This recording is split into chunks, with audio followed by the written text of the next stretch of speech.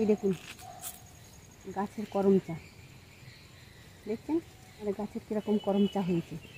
প্রচুর করম চা হয়, এবছর একটু কম হয়ে গেছে। খানিকটা তুলছি, দেখি কি রেসিপি করা যায়। এগুলো কিন্তু চেরি ফল করে, আমরা বিক্রি করি কিছু, এগুলো কিনে নেয় অন্যজনের। একটু দেখছেন কত আটা, দেখছেন আটা, প্রচুর আটা।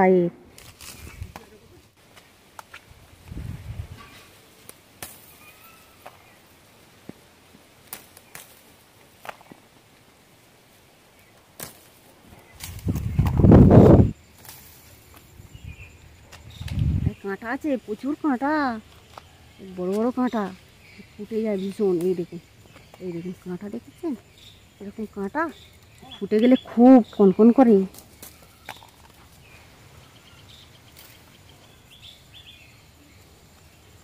এইগুলো লাল কিরকম, এগুলো এবার পেকে যাবে জানেন।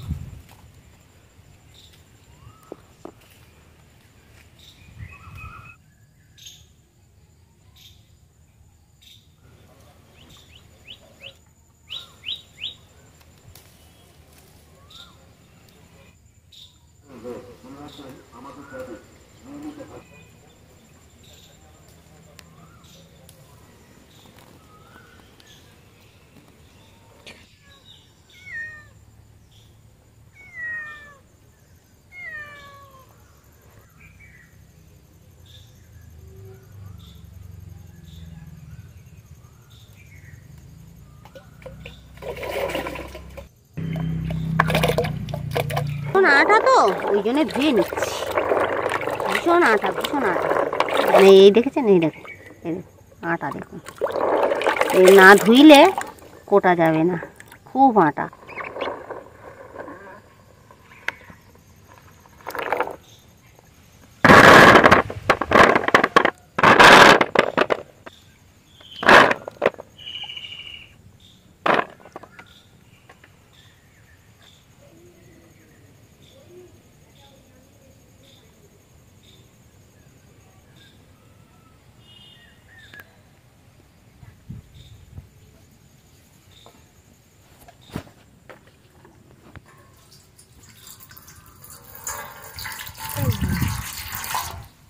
বন্ধুরা, আজকের এই করম চা চাট করব। এবারে করম চাগুলো কেটে নেব।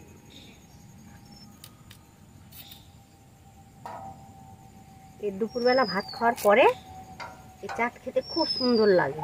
টক তো, ভাত খাওয়ার পরে খেতে হবে, কিন্তু খেলে খুব হজম হয়, এগুলো হজমের কাজ করে।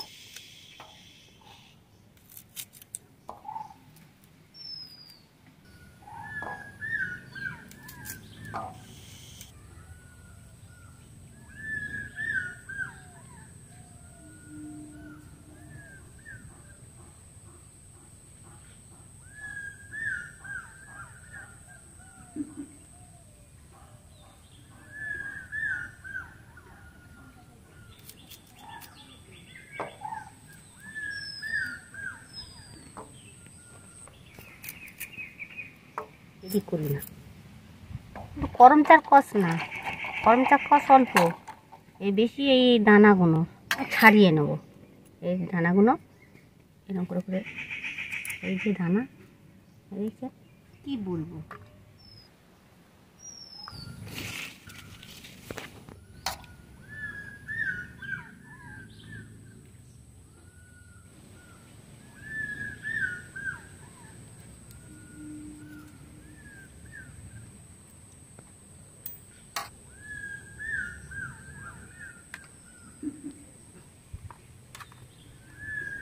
কত দানা দেখুন, এই দানাগুলো বার করতে হয়।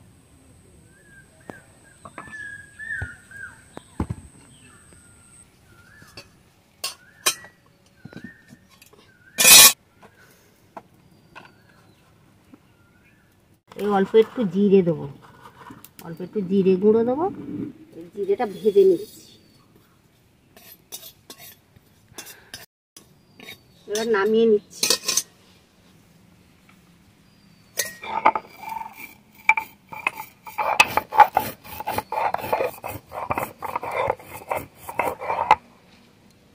কি সুন্দর জিরে মরিচ ভাজার সেন্ট, খুব সুন্দর সেন্ট বার হয়। করম চাগুলো এবার বেটে নেবো।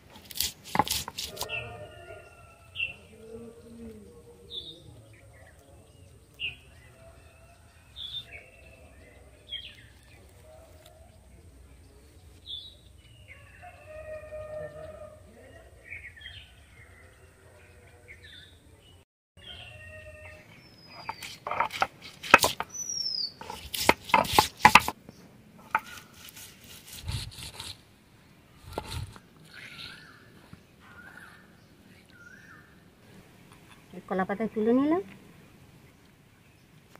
এবার একটু লঙ্কা বেটে নিই, একটু কাঁচা লঙ্কা বেটে নিই।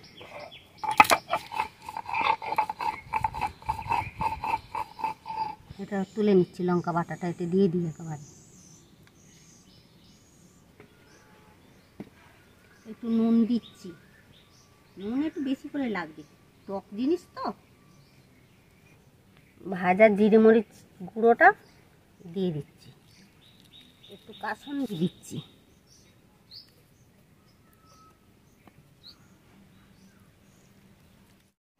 ওই একটু লঙ্কাটা, জিভে জল আসছে।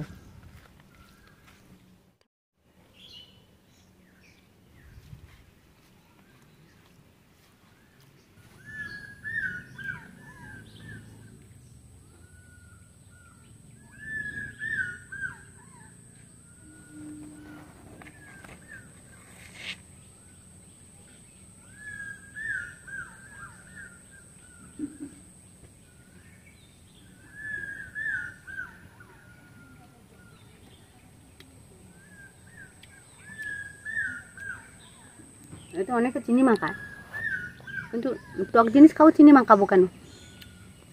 এটাই ভালো।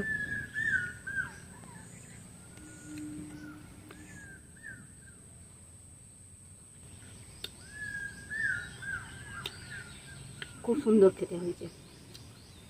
দুপুরবেলা গরমের সময় তো টক তুমি যতই খাও না, ওইটাই যেন মুখে সব থেকে বেশি ভালো।